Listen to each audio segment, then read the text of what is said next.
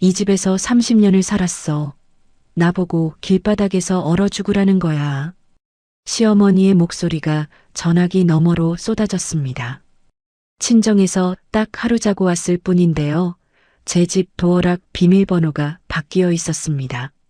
남편은 전화도 안 받고 낯선 여자랑 캐리어 끌고 제주도로 떠나버렸죠. 아, 근데 진짜 웃긴 게요. 돌아와서는 저한테 이혼하자고 하더라고요. 제가 집착해서 숨이 막혔대요. 5년 동안 시댁 대출 갚고 명절마다 혼자 12가지 음식 차리고 사업한다고 3천만 원까지 갖다 바친 제가요. 근데 말이죠. 시어머니가 절세한다며 제 이름으로 넘겨둔 빌라가 하나 있었거든요. 등기부등본에 떡하니 제 이름으로 올라가 있는 그 빌라 제가 팔아버렸습니다. 그 뒷이야기 들려드리겠습니다. 친정어머니의 종합검진 결과를 듣고 오는 길이었습니다. 초기 갑상선 결절이라는 진단에 마음이 무거웠죠.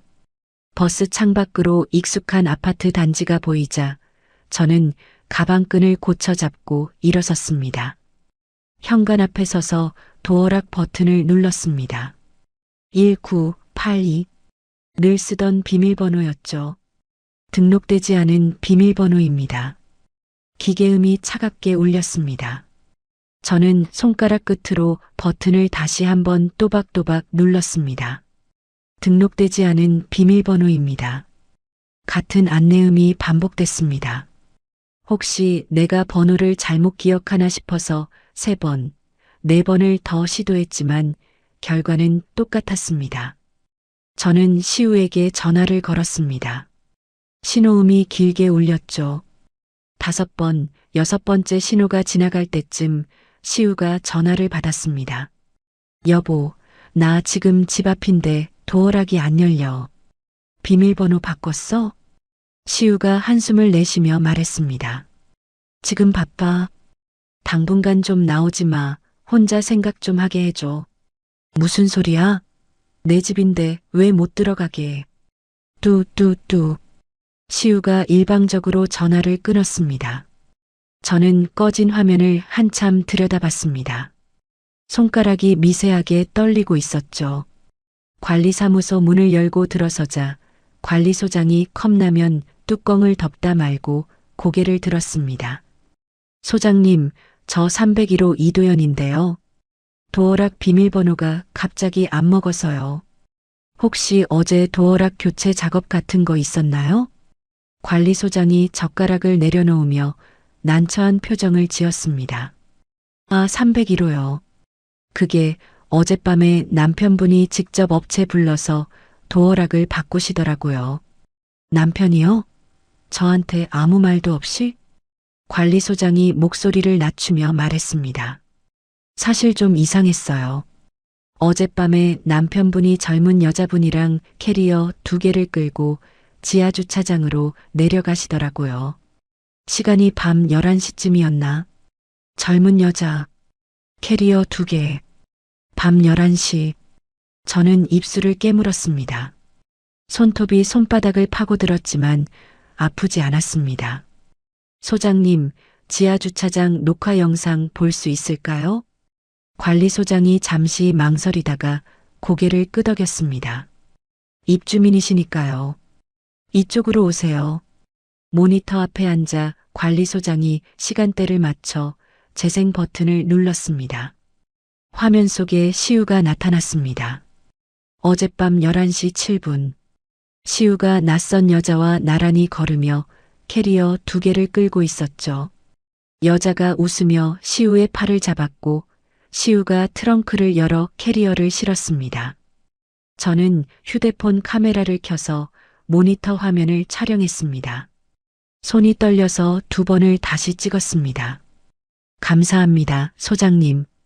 저는 관리사무소를 나와 지하주차장으로 내려갔습니다. 시우의 차가 있던 자리가 텅 비어 있었습니다.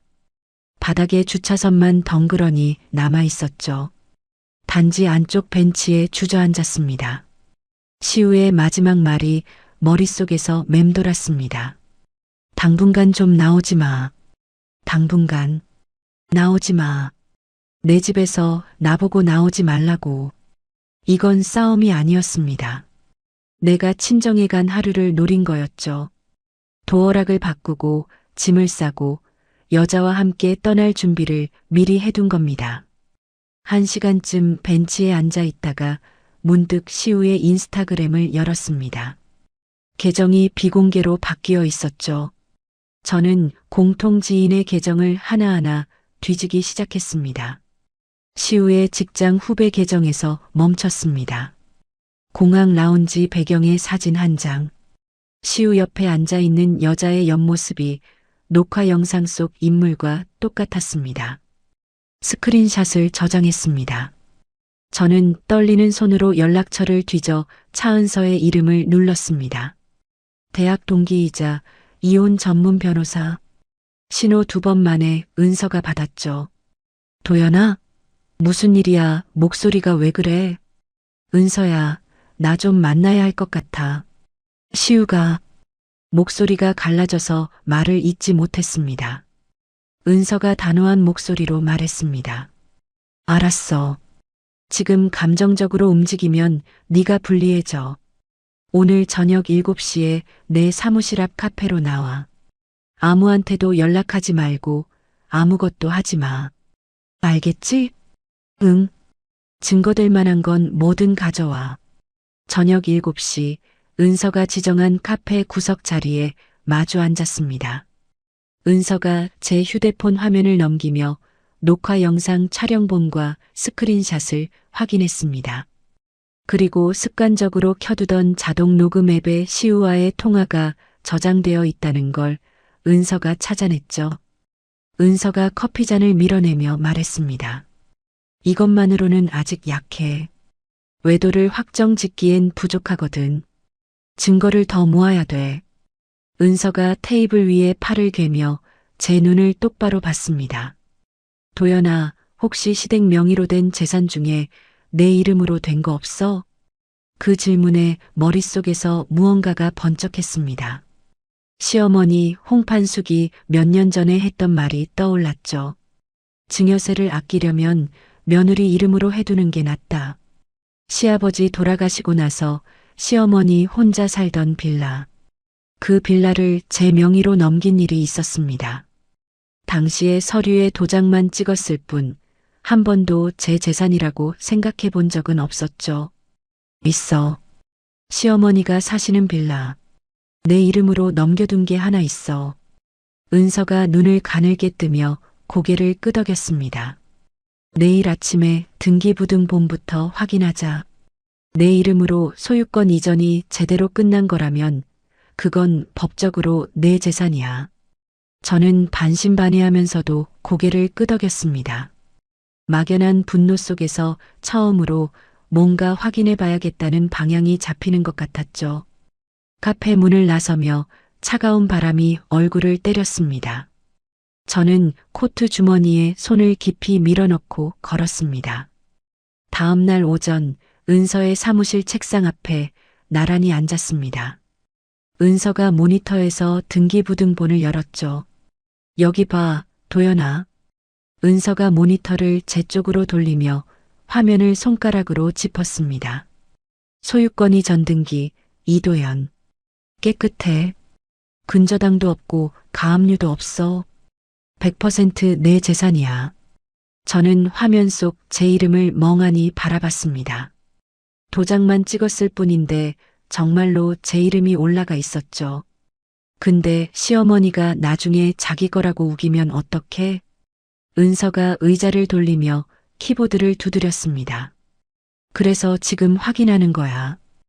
홈택스 들어가 볼게.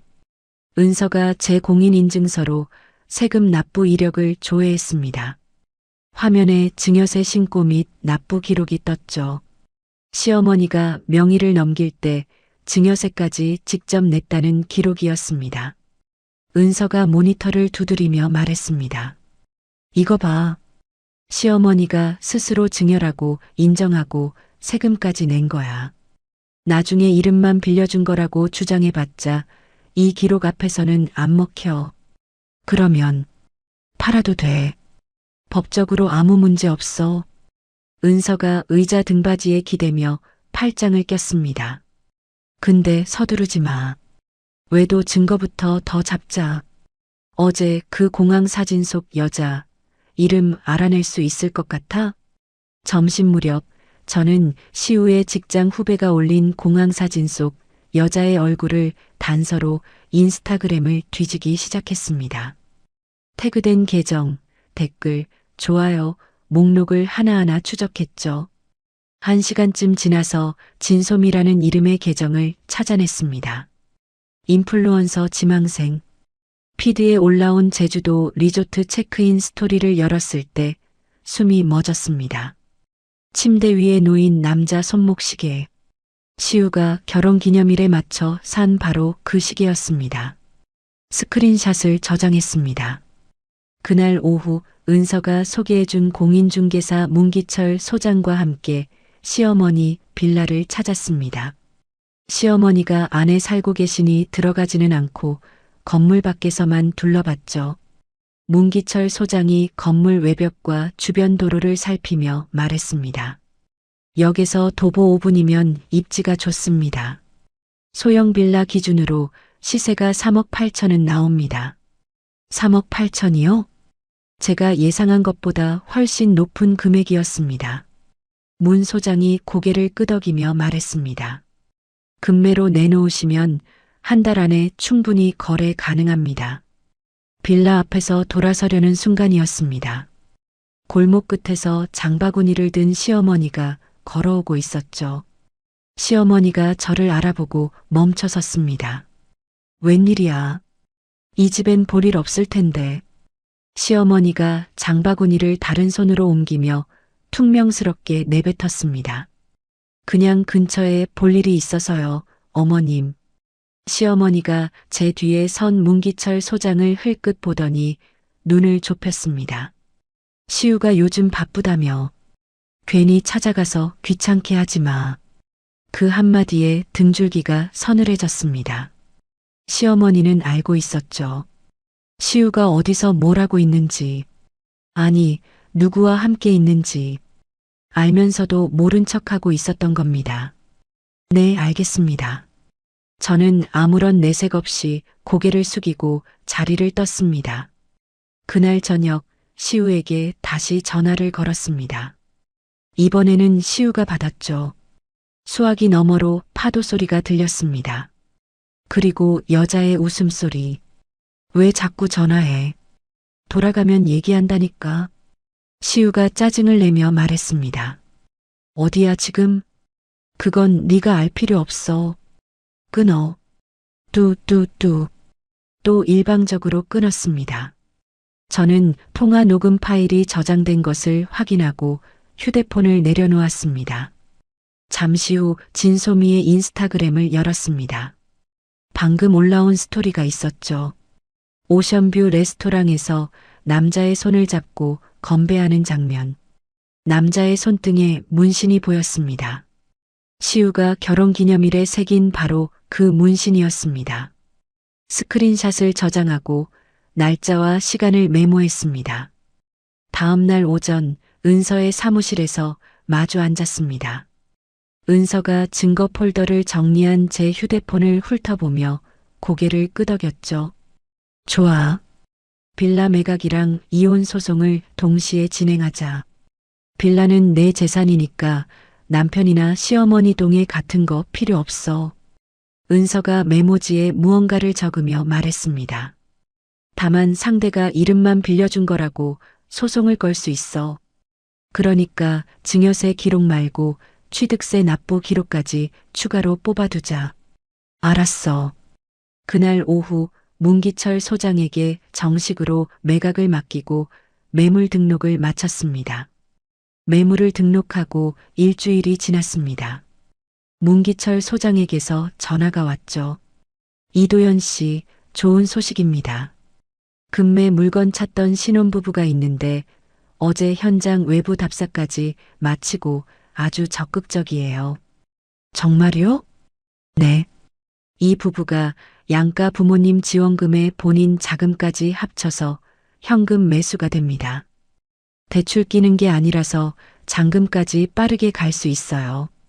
저는 전화를 끊고 바로 은서에게 연락했습니다. 은서는 매수자 측 자금 확인이 되면 이번 주 안에 계약 일정을 잡자고 했죠. 같은 날 오후였습니다. 카카오톡 알림이 울렸죠. 시우였습니다. 이혼하자. 네가 3일이 지났습니다. 오후 2시쯤 시우의 번호로 전화가 울렸죠. 받을까 말까 망설이다가 녹음 버튼을 확인하고 수화기를 들었습니다. 시우의 목소리가 아니었습니다. 시어머니였죠. 스피커폰이 켜져 있는지 주변 소리가 울려 퍼졌습니다. 도연아. 시어머니의 울부짖는 목소리가 쏟아졌습니다. 이 집에서 30년을 살았어. 나보고 길바닥에서 얼어 죽으라는 거야. 심장이 쿵 내려앉았습니다. 하지만 입을 꽉 다물었죠. 내가 세금 때문에 내 이름 빌려준 거지. 진짜 준 거냐? 은혜도 모르는 거사. 시어머니의 목소리가 찢어질 듯 높아졌습니다. 뒤쪽에서 시우의 목소리가 끼어들었죠. 엄마, 진정해. 그러더니 시우가 스피커폰 가까이로 다가온 듯 목소리가 커졌습니다. 야, 이거 횡령이야. 남의 재산 함부로 팔아먹으면 감옥 간다. 알아? 저는 숨을 한번 고르고 입을 열었습니다. 어머님, 그 집은 법적으로 제 명의입니다. 앞으로는 변호사를 통해 연락해 주세요. 뭐? 지금 나한테 변호사 타령이야. 시어머니가 다시 소리를 질렀지만 저는 전화를 끊었습니다. 손이 떨리고 있었죠. 녹음 파일이 저장된 것을 확인하고 은서에게 전송했습니다. 그날 오후 시우 측 변호사 명의로 내용 증명이 도착했습니다. 은서의 사무실에서 함께 읽었죠. 빌라 명의 이전은 이름만 빌려준 것이었으므로 매매 계약은 무효다. 매각대금을 돌려주고 등기를 원래대로 돌려놓으라. 은서가 서류를 내려놓으며 코웃음을 쳤습니다. 예상대로야. 이름만 빌려준 거라고 우기는 건데 증여세 납부 기록이랑 취득세 기록이 있는 한 법원에서 받아줄 가능성이 거의 없어. 은서가 서류를 접어 파일에 끼우며 말했습니다. 오히려 이렇게 무리수를 두는 것 자체가 자기네 입장이 약하다는 증거야. 저는 고개를 끄덕였지만 가슴 한편이 무거웠습니다. 시어머니의 울부짖는 목소리가 계속 귓속에 남아 있었죠. 그때 은서가 휴대폰 화면을 제 앞에 들이밀었습니다. 이것 좀 봐. 진소미의 인스타그램 스토리였습니다. 고급 카페에서 찍은 셀카 위에 글이 쓰여 있었죠. 어떤 사람들은 자기가 버린 것도 남이 가져가면 화를 내더라. 은서가 스크린샷을 찍으며 말했습니다. 상간녀가 이런 글을 공개적으로 올리는 것 자체가 시우와의 관계를 인정하는 거나 다름없어. 증거 폴더에 추가해 둘게. 이틀 뒤 시우가 은서의 법률사무소로 찾아왔습니다. 나와 면담을 하고 싶다고 했죠. 은서가 배석한 상태에서 시우를 만났습니다. 시우가 테이블 건너편에 앉았을 때 저는 시우의 얼굴을 한참 들여다봤습니다. 며칠 사이 볼이 꺼져 있었고 눈 밑에 그림자가 졌죠. 시우가 고개를 숙이며 이마를 손으로 문질렀습니다. 도연아, 나 잘못했어. 시우의 목소리가 갈라졌습니다. 한 번만 기회를 줘. 다 내가 미쳤던 거야. 제발. 시우가 고개를 들어 저를 봤습니다. 눈이 빨갛게 충혈되어 있었죠. 눈물까지 글썽이고 있었습니다. 이혼하자. 네가 나가. 불과 며칠 전에 그 메시지를 보낸 같은 사람이었습니다. 네가 집착하니까 숨이 막혀서 그런 거다. 그 말을 한 같은 입이었죠. 저는 아무런 대꾸도 하지 않았습니다. 시우의 눈물을 보면서도 아무런 감정이 들지 않았습니다. 은서가 팔짱을 낀 채 시우를 바라보며 입을 열었습니다. 강시우 씨, 면담 요청은 변호사를 통해 정식으로 해주세요. 오늘은 여기까지입니다. 시우가 의자에서 일어나며 저를 한 번 더 봤지만 저는 시선을 돌렸습니다. 시우가 나간 뒤 은서가 말했습니다. 갑자기 왜 저러는지 알아? 왜? 은서가 노트북을 열어 화면을 보여줬습니다. 시우가 사업한다던 온라인 쇼핑몰 6개월 전에 사업자 등록이 말소됐어. 이미 폐업한 상태야. 사업 자금으로 가져간 3천만 원은 물론이고 사채까지 끌어쓴 거야. 사채까지? 응. 빌라마저 팔리면 시어머니 살 곳도 없어지고 자기한테 남는 재산도 제로야. 그러니까 갑자기 태도를 바꾼 거지. 진심으로 뉘우친 게 아니라 절박해진 거야. 저는 입술을 깨물었습니다.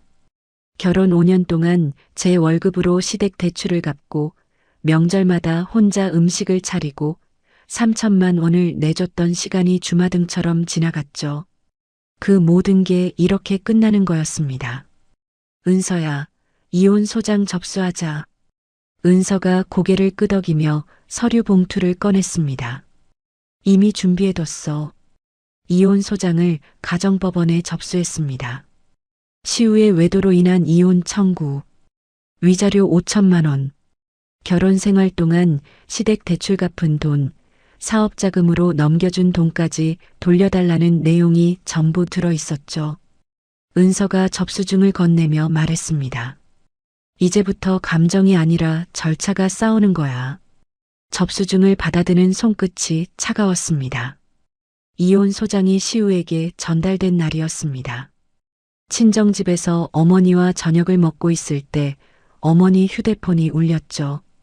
어머니가 화면을 보더니 고개를 갸웃했습니다. 시우 어머니네. 제가 손을 뻗기도 전에 어머니가 전화를 받았습니다.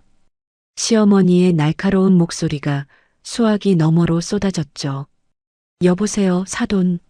당신 딸이 시어미 집을 팔아먹었어. 시집와서 받은 게 얼마인데 배은망덕하게. 어머니의 얼굴이 굳었습니다. 아니, 그게 무슨. 가만 안 둬. 당신 딸 감옥 보내줄 테니까 두고 봐. 어머니의 손이 부들부들 떨렸습니다. 숟가락을 놓치며 밥상 위에 소리가 났죠.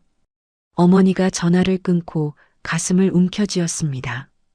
엄마. 저는 벌떡 일어나 어머니 옆으로 달려갔습니다. 어머니의 얼굴이 불그락푸르락하며 숨을 몰아쉬고 있었죠. 엄마, 괜찮아? 숨 천천히 쉬어. 어머니가 고개를 저으며 가슴을 계속 눌렀습니다. 혈압이 올라간 거였죠. 저는 즉시 119에 전화를 걸었습니다. 응급실 침대 위에 누운 어머니의 손에 수액줄이 꽂혀 있었습니다. 의사가 나와서 혈압 수치가 많이 올랐었는데 지금은 안정됐다고 했죠. 위험한 고비는 넘겼다고 했습니다. 커튼 너머 침대 위에 어머니를 보는데 지금까지 억누르고 있던 분노가 한꺼번에 치밀어 올랐습니다. 주먹을 꽉 쥐었습니다. 손톱이 손바닥을 파고들었지만 느끼지 못했죠. 어머니가 잠든 뒤 어머니 휴대폰을 열었습니다. 어머니도 자동 녹음 앱을 쓰고 있었죠. 시어머니의 통화 내용이 그대로 녹음되어 있었습니다. 감옥 보내줄 테니까 두고 봐. 단순한 항의가 아니라 협박이었습니다. 저는 녹음 파일을 은서에게 전송했습니다. 은서에게서 바로 답장이 왔죠. 이 녹취 재판에서 시우 측이 얼마나 악질적인지 보여주는 결정적 자료가 될 수 있어. 잘했어. 그날 밤 응급실 간이 침대에서 어머니 곁을 지켰습니다. 휴대폰을 열어 증거 폴더를 처음부터 끝까지 다시 훑어봤죠. 녹화 영상 촬영본, 인스타그램 스크린샷, 통화 녹음 파일들, 카카오톡 메시지 캡처, 내용 증명, 증여세, 납부 확인서, 시어머니의 협박 녹취. 저는 은서에게 문자를 보냈습니다. 내일 어머니 태어나면 바로 상간녀 진소미한테도 소송 준비하자. 보내기 버튼을 누르고 휴대폰을 내려놓았습니다. 어머니의 고른 숨소리를 들으며 간이 침대에 누웠죠. 눈을 감았지만 잠이 오지 않았습니다. 어머니가 퇴원한 다음 주 월요일이었습니다. 은서의 사무실에서 진소미를 상대로 한 소송 서류를 최종 점검했죠. 청구 금액은 3천만 원으로 잡았어. 은서가 서류를 테이블 위에 펼치며 말했습니다. 제주도 동행 사진, 인스타그램 게시물, 녹화 영상, 통화 녹음 속 여자 웃음소리, 여기에 시우의 카드 결제 내역까지 확보할 거야. 리조트, 레스토랑, 비행기표 전부 2인 지출이거든. 카드 내역은 어떻게 받아? 법원에 제출 명령을 신청하면 돼. 우리가 직접 뽑는 게 아니라 법원이 금융사한테 내놓으라고 하는 거야. 은서가 서류 끝에 볼펜으로 동그라미를 치며 말했습니다. 상간녀 소송은 돈을 받아내는 것보다 상대편 내부를 갈라놓는 효과가 커. 시우랑 진소미 사이에 금이 가기 시작하면 시우 쪽이 통째로 무너져. 소장이 진소미에게 전달된 직후였습니다.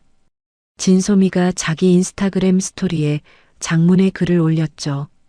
유부남한테 속은 피해자인 나를 가해자로 모는 사람이 있다. 법정에서 진실을 밝히겠다. 제 이름을 직접 쓰지는 않았지만 상황 묘사가 너무 구체적이었습니다. 주변 사람이면 누군지 바로 알 수 있을 정도였죠. 그 글이 온라인 커뮤니티에 퍼지기 시작했습니다. 제 신상을 추측하는 글이 올라왔죠. 직장 동료 하나가 점심시간에 조심스럽게 물었습니다. 도연 씨, 혹시 요즘 인터넷에 도는 그 글 당사자야? 저는 웃지도 울지도 못하고 고개만 저었습니다. 은서에게 연락하자 은서가 오히려 목소리를 높였죠. 잘 됐어. 진소미가 올린 글 자체가 명예훼손이야. 추가 고소장 준비할게. 게시물이랑 커뮤니티 캡처본 다 증거로 쓸 수 있어. 며칠 뒤 시우 측 변호사에게서 연락이 왔습니다. 원만한 합의를 위해 만나자는 제안이었죠.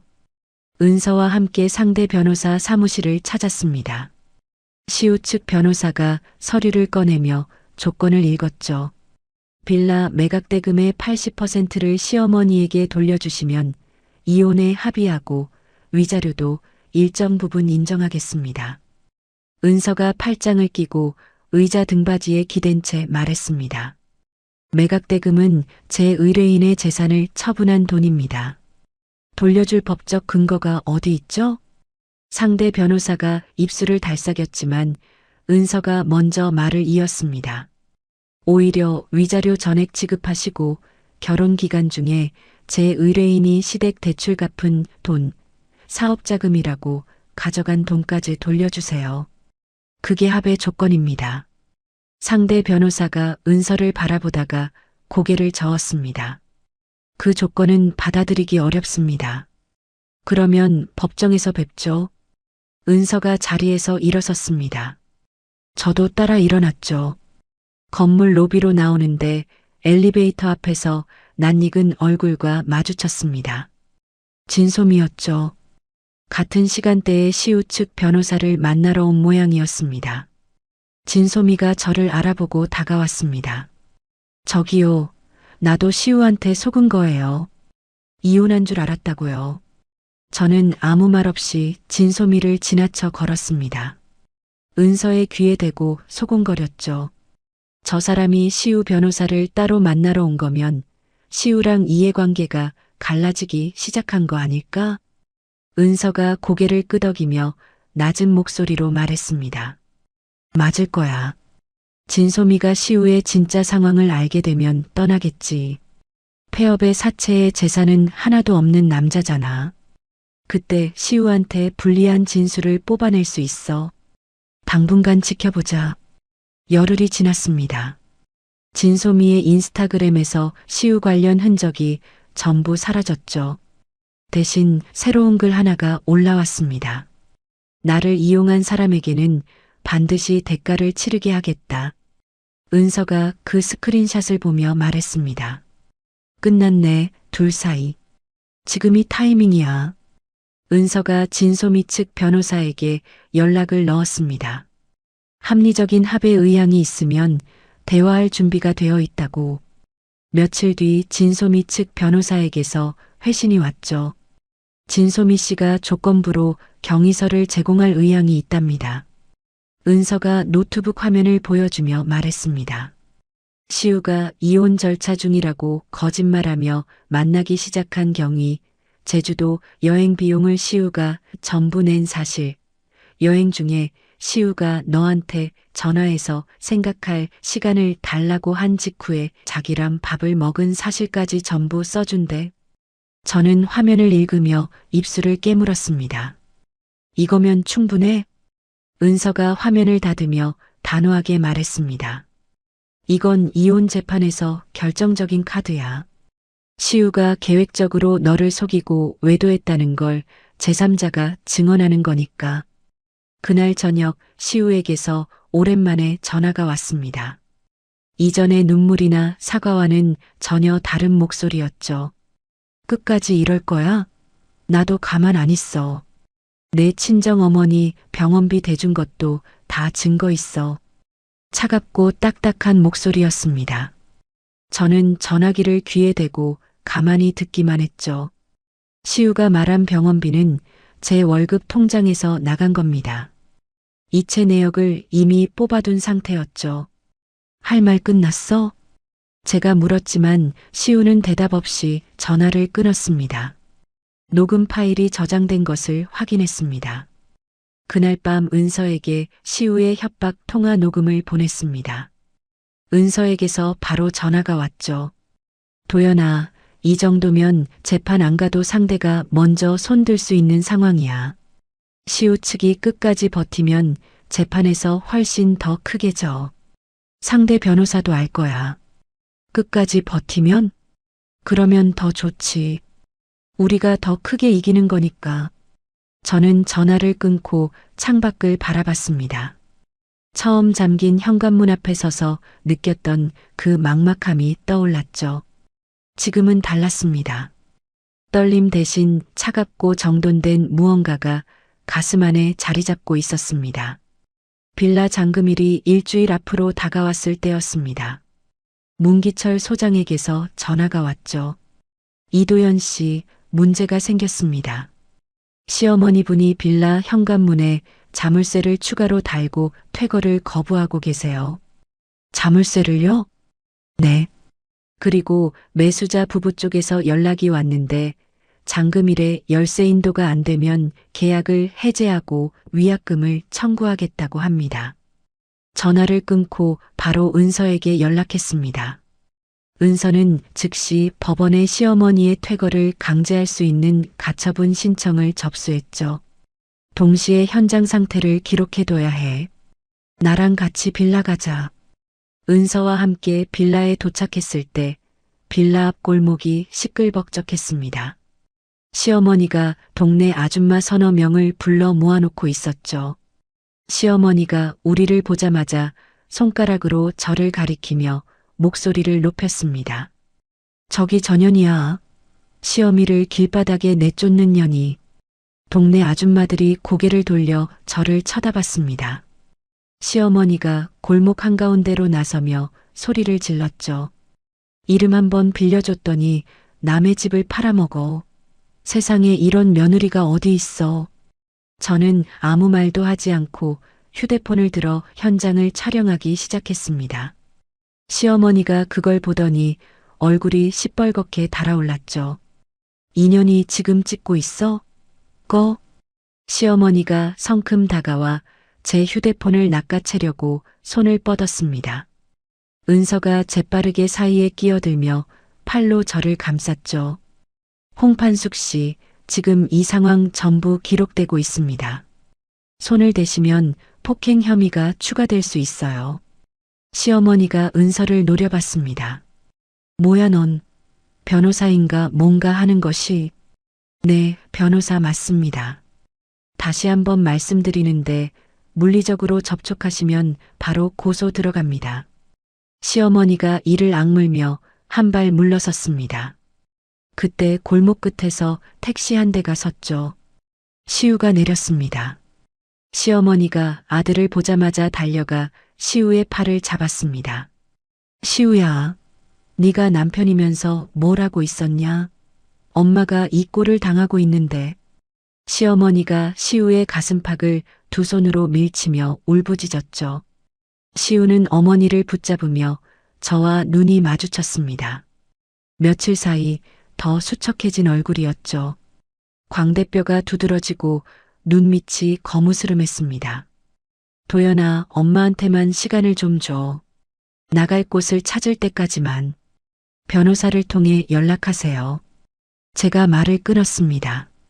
도연아, 변호사를 통해 연락하세요. 같은 말을 한 번 더 반복하고 돌아섰습니다.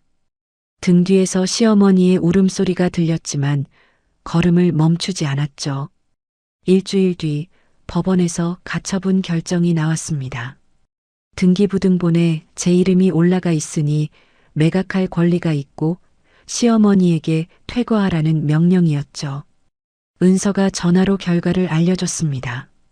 판숙 씨가 결정문 받고 한참을 울었대. 근데 결국 시우 원룸으로 짐을 옮기기 시작했어. 직접 간 거야? 아니, 문 소장님이 확인해줬어. 오늘 오후에 퇴거 완료됐다고. 저는 전화를 끊고 한참을 가만히 앉아 있었습니다.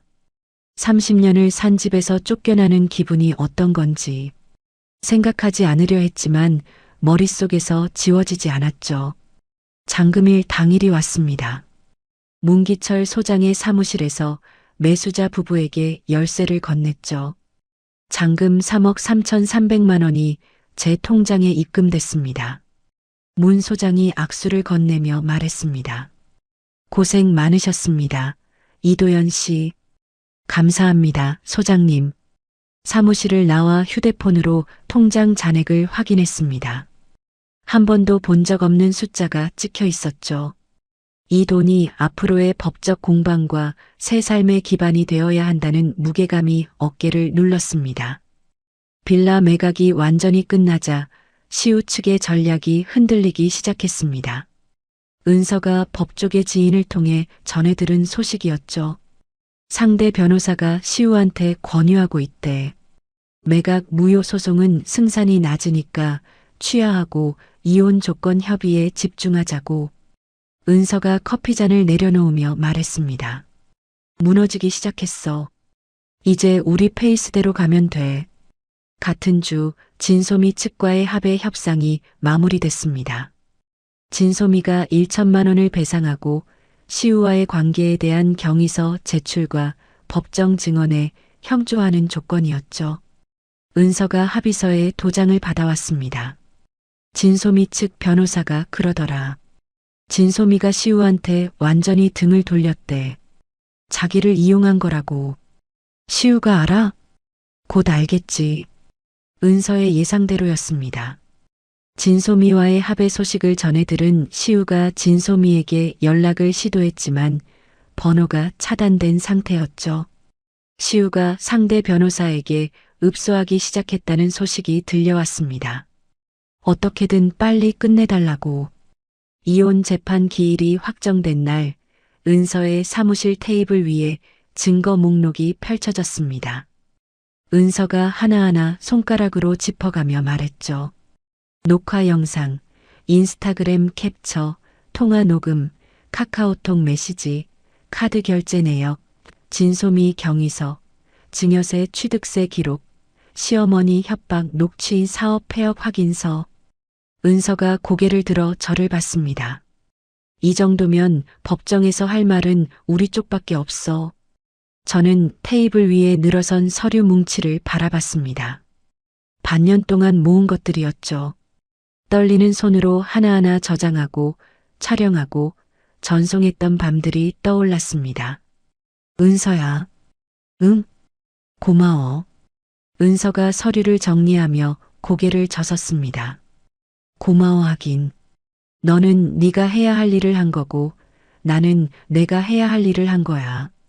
저는 고개를 끄덕이고 사무실을 나섰습니다. 재판 날짜가 잡혔습니다. 이제 법정에 서는 일만 남았죠. 이혼 재판 당일 아침이었습니다.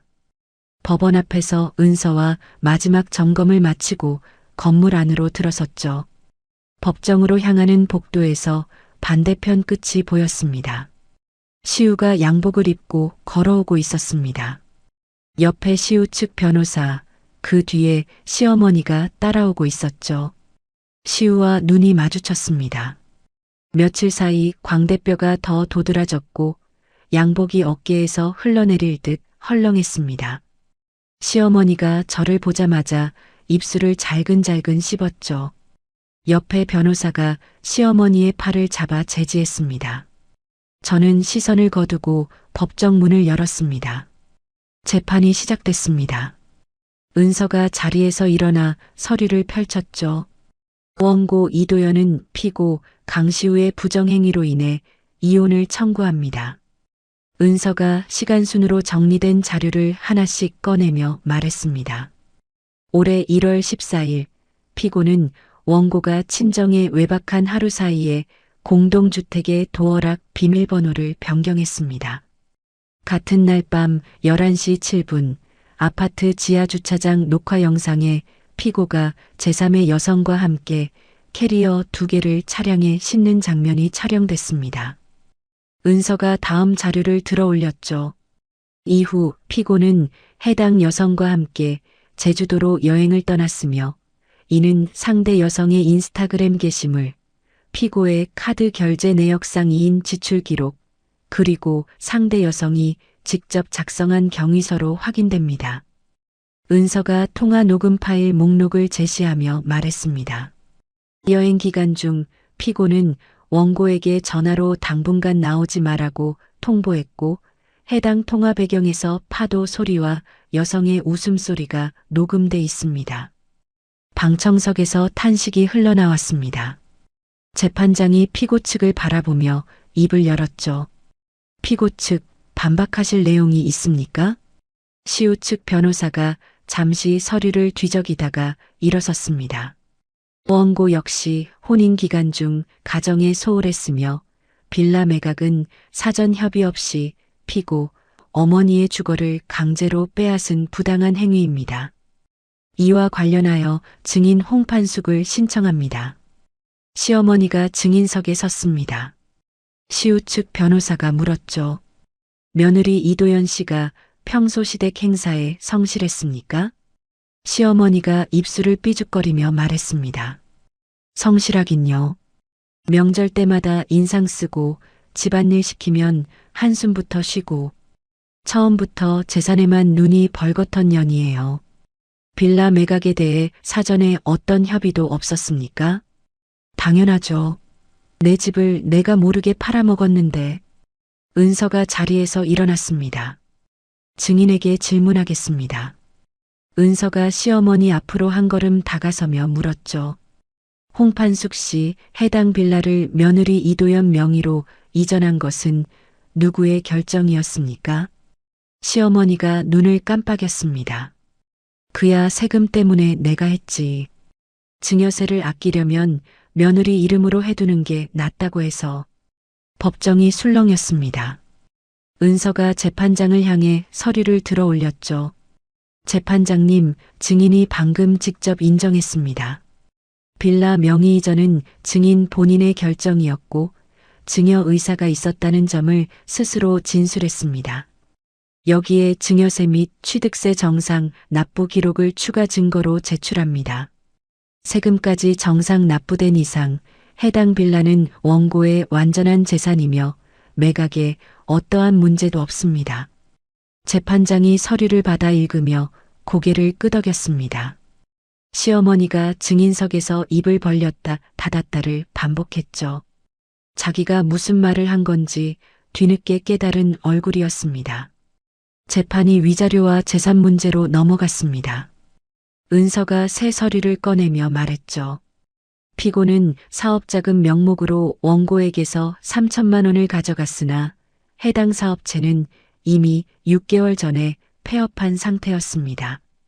사업자 등록 말소 확인서와 카드 사용 내역에 따르면 해당 금액은 사업 적자 보전과 개인적인 유흥비로 소진됐습니다. 은서가 다음 서류를 들어 올렸습니다. 또한 혼인 기간 중 원고의 급여 통장에서 시댁 대출 상환 명목으로 이체된 금액이 총 4,200만 원입니다. 원고가 경제적으로 일방적인 기여를 해왔음이 숫자로 확인됩니다. 시우가 증인석에 섰습니다. 시우 측 변호사가 물었죠. 외도에 대해 인정합니까? 시우가 고개를 숙인 채 말했습니다. 인정합니다. 하지만 아내가 저한테 무관심했기 때문에 그렇게 된 겁니다. 집에 와도 대화가 없었고 저를 돈 버는 기계 취급했습니다. 은서가 바로 일어섰습니다. 피고에게 질문하겠습니다. 은서가 서류를 펼치며 말했죠. 피고가 도어락을 변경하고 다른 여성과 여행을 떠난 날짜는 1월 14일입니다.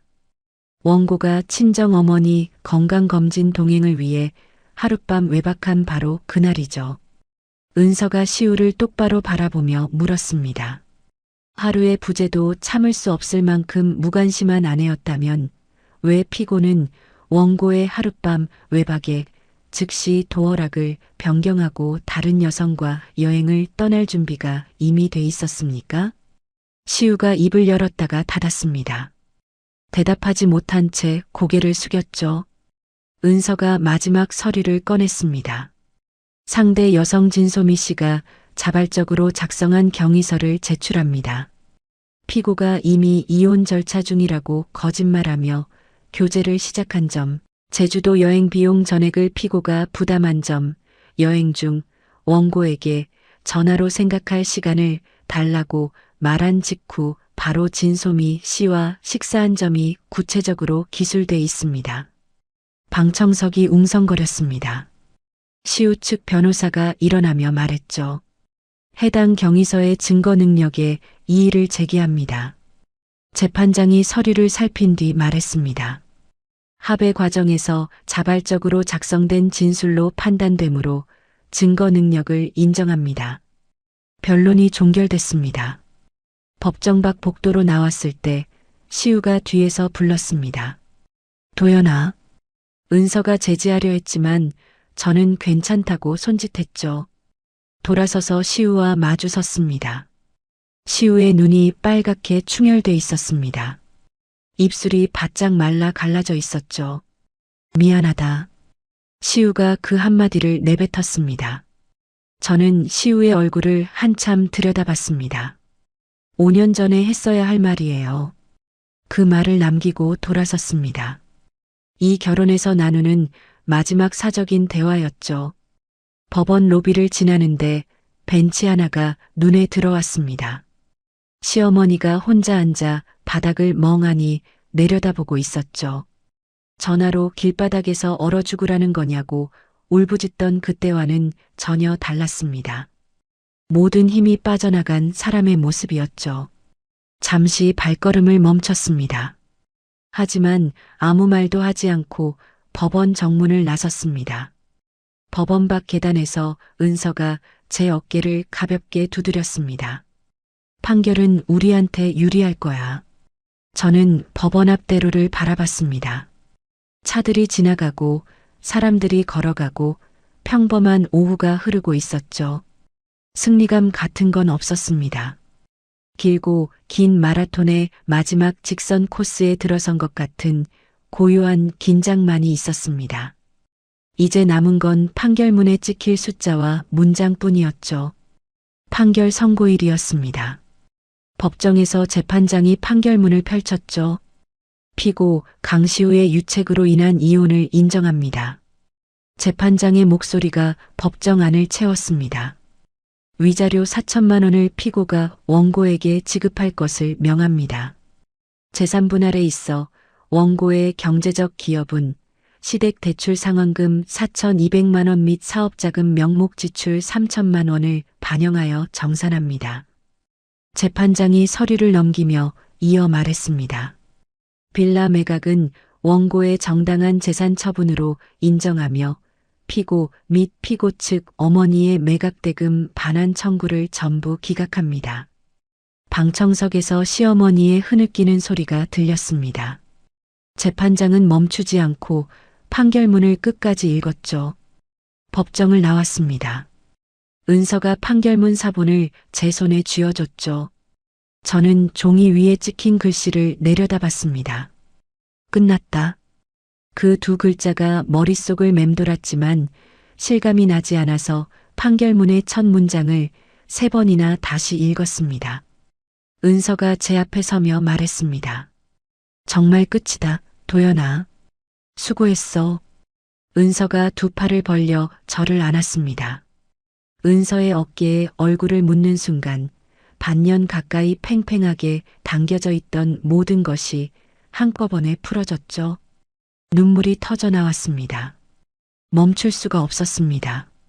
은서는 아무 말 없이 제 등을 두드려줬죠. 진소미 측과의 1천만 원 배상 합의는 이미 성립된 상태였고 시어머니가 친정어머니에게 한 전화 협박건도 처분이 내려져 있었습니다. 은서가 하나하나 확인해줬죠. 전부 정리됐어. 이제 진짜 끝이야. 판결 후 일주일 동안 위자료와 배상금 입금을 확인했습니다. 그리고 구청에 이혼 신고서를 제출했죠. 창구 직원이 새 가족관계 증명서를 건넸습니다. 강시우라는 이름이 사라진 서류였습니다. 5년이라는 시간이 종이 한 장으로 정리되는 게 허망했죠. 그런데 그 가벼움이 싫지 않았습니다. 오히려 해방감처럼 다가왔습니다. 구청을 나와 친정집으로 갔습니다. 어머니가 거실에서 기다리고 있었죠. 저는 새 가족관계 증명서를 어머니 앞에 내려놓았습니다. 엄마, 다 끝났어. 어머니가 서류를 집어들고 한참을 들여다봤습니다. 어머니의 눈시울이 붉어지더니 눈물이 주르륵 흘렀죠. 한참을 울다가 어머니가 제 손을 꼭 잡았습니다. 고생했다, 우리 딸. 어머니가 두 손으로 제 손을 감싸며 말했습니다. 이제 앞으로는 내 인생만 살아. 결혼 후 5년 동안 누구에게도 듣지 못했던 말이었습니다. 그 한마디가 허락처럼 느껴져서 눈시울이 다시 붉어졌지만 이번에는 입꼬리가 함께 올라갔죠. 빌라 매각 대금과 위자료, 배상금을 합산해서 재정 계획을 세웠습니다. 격리 출신의 습관대로 숫자를 하나하나 정리했죠. 일부는 적금에, 일부는 비상자금으로, 그리고 일정 금액을 어머니의 갑상선 치료비로 배정했습니다. 통장 잔액을 보며 생각했습니다. 이 돈은 더 이상 누군가를 위해 희생하는 돈이 아니라는 걸. 시댁 대출을 갚거나 남편의 사업 자금을 대주거나 명절 음식 재료를 사는 돈이 아니라는 걸. 처음으로 온전히 제 삶을 위해 쓰는 돈이었습니다. 새 보금자리를 찾아 여러 곳을 돌아봤습니다. 원룸 3곳, 소형 아파트 2곳. 그러다 역세권에 있는 원룸 하나를 발견했죠. 남양이라 햇살이 바닥까지 깊게 들어왔습니다. 창문을 열자 바람이 커튼을 밀어 올렸죠. 여기로 할게요. 집주인이 열쇠를 건넸습니다. 그 열쇠를 받아드는 순간 반년 전이 떠올랐습니다. 도어락 비밀번호가 바뀌어서 내 집 앞에서 쫓겨나던 그 아침. 등록되지 않은 비밀번호라는 기계음이 반복되던 그 순간. 이번에는 달랐습니다. 이 문은 제가 직접 고른 문이었으니까요. 이사 당일 어머니와 은서가 와서 짐 정리를 도와줬습니다. 은서가 와인 한 병을 내밀며 말했죠. 집들이 선물. 이 집에서는 좋은 일만 있을 거야. 어머니가 작은 원룸을 천천히 둘러보며 말했습니다. 작지만 내 집이니까 좋다. 저는 싱크대 위에 와인 병을 올려놓으며 웃었습니다. 작지만 내 집. 그 평범한 한마디가 이 모든 싸움의 결론처럼 들렸죠.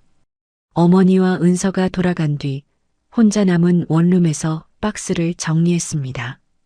이불 박스 밑에서 낡은 다이어리가 나왔죠. 결혼 전에 쓰던 거였습니다. 먼지를 털고 첫 장을 펼쳤습니다. 30살의 나에게 어떤 일이 있어도 내 편은 너야. 제 글씨였습니다. 7년 전에 제가 쓴 문장이었죠. 그때의 제가 지금의 저를 본다면 뭐라고 할까? 잘 싸웠다고 말해줄 것 같았습니다.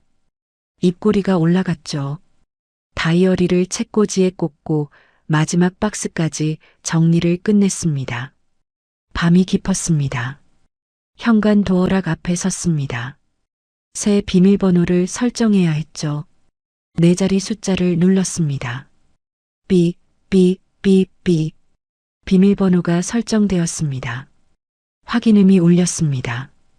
이 문은 아무도 제 허락 없이 바꿀 수 없는 문이었습니다. 이 안은 오직 제가 주인인 공간이었죠. 도어락의 잠금을 풀었습니다. 딸깍. 문을 열고 안으로 들어섰습니다. 제 새로운 첫 번째 하루가 시작됐습니다. 도연 씨의 사연 어떻게 보셨나요? 결국 잃어버렸던 걸 되찾은 이야기였습니다. 집도 돈도 아니고요. 자기 자신을 되찾은 거죠. 5년 동안 남편 뒷바라지, 시댁 대출, 명절 음식까지 혼자 다 짊어지면서 정작 자기 인생은 어딘가에 내려놓고 살았던 사람이 잠긴 문 앞에서 비로소 눈을 뜬 겁니다. 시청자 여러분은 어떻게 생각하시나요? 살다 보면 참는 게 미덕인 줄 알고 가족을 위해서라면 내가 좀 손해봐도 괜찮다고 생각할 때가 있잖아요. 근데 그게 쌓이고 쌓이면 어느 순간 나라는 사람이 사라져 버리더라고요. 도연 씨가 마지막에 새 원룸 도어락 비밀번호를 설정하는 장면, 저는 그게 제일 마음에 남았습니다. 이제는 아무도 허락 없이 바꿀 수 없는 문. 그 문 안에서 비로소 자기 인생의 주인으로 서는 거죠. 혹시 지금 참고만 계신 분이 있다면 꼭 기억하셨으면 합니다. 내 편은 나라는 것. 그걸 아는데 나이는 상관없습니다. 오늘 사연이 시원하셨다면 구독과 좋아요 꾹 눌러주시고요. 이야기를 끝까지 들어주신 분이 계시다면 잘 들었다고 댓글 하나만 남겨주세요.